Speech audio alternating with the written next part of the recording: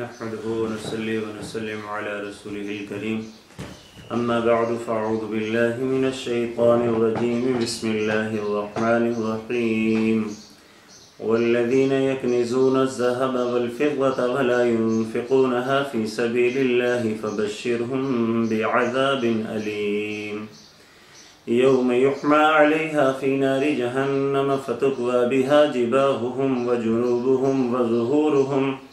هذا ما كنزتم لأنفسكم فذوقوا ما كنتم تكنزون سبحان ربك رب العزة عما يصفون وسلام على المرسلين والحمد لله رب العالمين. حضرات محترم، سورہ توبہ کی یہ آیتیں اس وقت تلاوت کی ہیں. ان میں اللہ سبحانہ و تعالی نے اپنا ایک فرض زکوٰۃ ادا نہ کرنے والوں کے لیے کچھ وعیدیں سنائی ہیں. زکوٰۃ اسلامی ارکان میں سے ایک اہم ترین رکن ہے. جس طرح نماز فرض ہے اسی طرح زکوٰۃ بھی فرض ہے، اور زکوٰۃ کی اس فرضیت کو اللہ کریم نے متعدد مقامات پر نماز کے ساتھ ساتھ ذکر کیا ہے. بلکہ بعض حدیث میں جناب رسول کریم صلی اللہ تعالی علیہ وسلم نے ارشاد فرمایا کہ من فرق بین الصلاۃ والزکوٰۃ فلا زکوٰۃ لہ. جس شخص نے نماز اور زکوٰۃ میں فرق کر دیا، یعنی نماز کو تو ادا کر دیا لیکن زکوٰۃ ادا نہیں کی، ایسے شخص کی اللہ نماز بھی قبول نہیں فرماتا. کیونکہ جس طرح نماز اللہ کا فریضہ ہے، اسی طرح زکوٰۃ کو فرض کرنے والی بھی ذات اللہ رب العزت کی ذات ہے. اس کے احکام میں سے بعض کو لے لینا اور بعض کو ترک کر دینا اور اس کے احکام میں فرق کرنا، یہ کسی بھی حوالے سے انسان کے لیے روا نہیں ہے. چنانچہ رسول کریم صلی اللہ تعالی علیہ وسلم نے بھی زکوٰۃ کی فرضیت کو بھی بیان کیا ہے، اور پھر زکوٰۃ کی تفاصیل کو بھی حضور علیہ الصلوۃ والسلام نے اپنی مبارک احادیث میں تفصیل کے ساتھ بیان کیا ہے. اور زکوٰۃ ادا نہ کرنے والوں کے لیے خود صاحب رسالت معاب صلی اللہ تعالی علیہ وسلم نے بہت ساری وعیدیں بیان کی ہیں. انہی وعیدوں میں سے یہ وعید بھی قرآن کریم نے جو بیان کی ہے کہ والذین یکنزون الذہب والفضہ ولا ينفقونها فی سبیل اللہ فبشرهم بعذاب علیم. وہ لوگ جو سونے اور چاندی کو جمع کر کے رکھتے ہیں اور اس کو اللہ کے راستے میں خرچ نہیں کرتے، اے پیغمبر آپ ان کو بشارت دے دیجئے، ان کو خبر سنا دیجئے دردناک عذاب کی. یہاں پر سونے اور چاندی کو جمع کرنے کے حوالے سے، کنز بنانے کے حوالے سے ذکر کیا گیا ہے کہ سونے اور چاندی کو جمع کرنا اس طور پر کہ اس کے اندر جو اللہ رب العزت کے حقوق ہیں وہ ادا نہ کیے جائیں. اور وہ حق کیا ہے؟ وہ اللہ رب العزت کی طرف سے فرض کردہ زکوٰۃ ہے. چنانچہ یہاں پر یہ بھی سمجھ لینا چاہیے کہ جو اموال زکوٰۃ ہیں جن میں زکوٰۃ فرض ہوتی ہے وہ کل 4 قسم کے ہیں. 2 کا تذکرہ تو یہاں پر قرآن کریم نے بیان کیا ہے کہ وہ سونا ہے اور چاندی ہے. اور سونا اور چاندی دونوں اموال نامیہ میں سے ہیں، بڑھنے والے مال ہیں. اسی طرح 2 مال اور ہیں جن پر زکوٰۃ واجب ہوتی ہے، وہ ہے مال تجارت اور اسی طرح نقدی. تو کل 4 قسم کے وہ مال ہیں جو قابل زکوٰۃ اثاثے ہیں: سونا، چاندی، نقدی، مال تجارت. ان 4 چیزوں کے علاوہ کسی 5ویں چیز ایسی نہیں ہے جس پر سال کے گزرنے کے بعد زکوٰۃ ہو. اور ان 4 چیزوں کے حوالے سے ظاہر ہے یہاں پر جو قرآن کریم نے 4 میں سے 2 کو بیان کیا، سونا اور چاندی کو، عام طور پر کنز بنانا، اس کے حوالے سے لوگوں کا زکوٰۃ میں تساہل اور غفلت برتنا، وہ چونکہ عام ہے، لوگ سمجھتے ہیں یہ استعمال کی چیز ہے، عورتوں کے استعمال میں ہے، ظاہر ہے جیسے گھر کی دوسری چیزیں استعمال میں ہیں ان میں زکوٰۃ نہیں ہے تو شاید اس میں بھی زکوٰۃ نہیں ہے.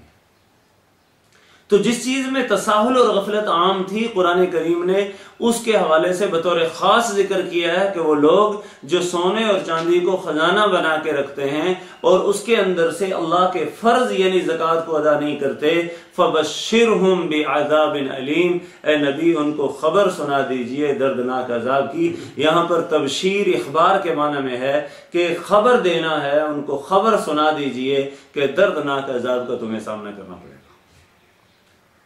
یوم یحمى علیہا فی نار جہنم، جس دن اس سونے اور چاندی کو تپایا جائے گا جہنم کی آگ میں، فتقوی بہا جباہہم، اور گرما گرم تپے ہوئے سونے کو وہ ان کی پیشانیوں پر لگایا جائے گا اور پیشانیوں پر داغ دیا جائے گا، داغا جائے گا، اور فرمایا گرمی کی، جہنم کی حرارت کی شدت اس قدر ہوگی کہ اس تپے ہوئے سونے اور چاندی کو جب پیشانی کے قریب لایا جائے گا تو پیشانی اور چہرے کی ساری کھال اور گوشت پگھل کر پیپ کی طرح بہ جائے گا۔ وَظُهُورُهُمْ، اور اسی طرح وَجُنُوبُهُمْ، پہلوؤں میں بھی داغ لگائے جائیں گے، دونوں دائیں جانب بھی بائیں جانب بھی۔ اور حال یہی ہوگا جب جہنم کی آگ میں سونے اور چاندی کو تپا کر وہ داغا جائے گا تو جہاں جہاں داغا جائے گا وہاں سے گوشت پانی اور پیپ کی طرح پگھل کر بہ جائے گا۔ وَظُهُورُهُمْ، اور اسی طرح پشت کی جانب سے بھی۔ انسان کی عام طور پر 4 ہی جانبیں ہوتی ہیں، آگے پیچھے دائیں بائیں، تو قرآن کریم نے ان چاروں کو بیان کر کے اصل میں مقصد یہ بیان کر دیا ہے کہ صاحب یہ جو تعذیب اور تکلیف ہوگی وہ اطراف اربع سے، ساری اطراف سے ہوگی، سب طرف سے اس کو عذاب میں وہ مبتلا کیا جائے گا۔ وہاں مقصود صرف پیشانی یا مقصود صرف پہلو نہیں ہے، مقصود صرف پیٹھ نہیں ہے، بلکہ جب اطراف اربع کو ذکر کر دیا ہے تو مقصد یہ ہے کہ وہ ساری کی ساری طرف سے، ہر طرف سے چوطرفہ ان کو عذاب ہوگا۔ اور پھر استخفاف، جو دنیا میں مال کے خرچ کرنے کو، زکوٰۃ کو وہ ہلکا اور معمولی سمجھتے تھے، آج ان کی بھی تذلیل اور استخفاف کے لیے کہا جائے گا ھذا ما کنزتم لانفسکم، یہ ہے وہ مال جس کو تم خزانہ بنا کے رکھتے تھے اپنے آپ کے لیے اور اس میں سے اللہ کے حق کو ادا نہیں کرتے تھے، فذوقوا ما کنتم تکنزون، چکھو آج اس عذاب کا مزہ، اس مال کا مزہ جس کو تم خزانہ بنا کے رکھتے تھے۔ اسی طرح جناب رسول کریم صلی اللہ علیہ وسلم نے احادیث بیان کی ہیں، فرمایا قیامت کے دن اللہ پاک اس کے مال کو، جس مال کی زکوٰۃ ادا نہیں کرتے، اس مال کو اللہ اس پر اژدھا بنا کر مسلط کر دیں گے، جو یاخذ بلحظمتیہ، اس کے جبڑوں سے انسان کو پکڑے گا اور پھر اس کو ڈسے گا، ڈنگ مارے گا اور کہے گا انا کنزک انا مالک، میں تیرا خزانہ ہوں، میں تیرا وہ مال ہوں جس کی تو زکوٰۃ ادا نہیں کرتا تھا۔ اور یہی وہ مال جس مال پر آج انسان فخر اور مباحات کرتا ہے اور اسی طرح دوسروں پر تعلی کرتا ہے، یہی مال قیامت کے دن رسوائی کا سبب بن رہا ہوگا۔ اور آدمی کہے گا کہ کیا یہ وہ مال ہے جس مال کی میں زکوٰۃ ادا نہیں کرتا تھا، آج یہ مال میرے کسی کام نہیں آیا۔ تو قرآن و حدیث میں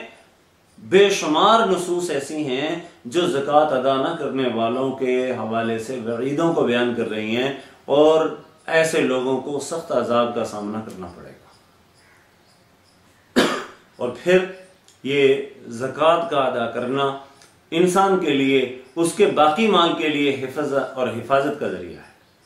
رسول کریم صلی اللہ علیہ وسلم نے ارشاد فرمایا ما خالطت الزکاۃ مالا الا اہلکت، فرمایا جس مال کے ساتھ بھی زکوٰۃ مل جاتی ہے وہ اس مال کو ہلاک کر دیتی ہے۔ مفسرین نے اگرچہ اس کے 2 معنی بیان کیے ہیں، محدثین نے، شراح حدیث نے اس کے معنی کے بیان کرتے ہوئے کہا کہ زکوٰۃ کے ملنے کا ایک مطلب تو یہ ہے کہ زکوٰۃ کا مستحق نہیں تھا، زکوٰۃ لے لی، تو کہا کہ غیر مستحق کے لیے زکوٰۃ کا لینا وہ اس کے باقی مال کو بھی تباہ و برباد کر دیتا ہے۔ جب وہ زکوٰۃ اس کے مال کے ساتھ ملے گی تو اس کے پاس جو جمع پونجی ہے وہ بھی تباہ و برباد ہو جائے گی۔ حتیٰ کہ انسان فقیر ہو جائے گا اور اس زکوٰۃ کا مال وہ اس کو تباہی اور اس کے لیے بربادی کا ذریعہ بن جائے گا۔ اور دوسرا مطلب محدثین نے یہ بیان کیا ہے کہ وہ صاحب نصاب شخص جس پر زکوٰۃ فرض ہے اور اس نے زکوٰۃ ادا نہیں کی، وہ اللہ کے اس فریضے کو جس کے بارے میں لازم یہ تھا کہ اپنے مال سے اس کو الگ کر کے فقراء اور مستحقین کے اندر اس مال کو تقسیم کر دیتا،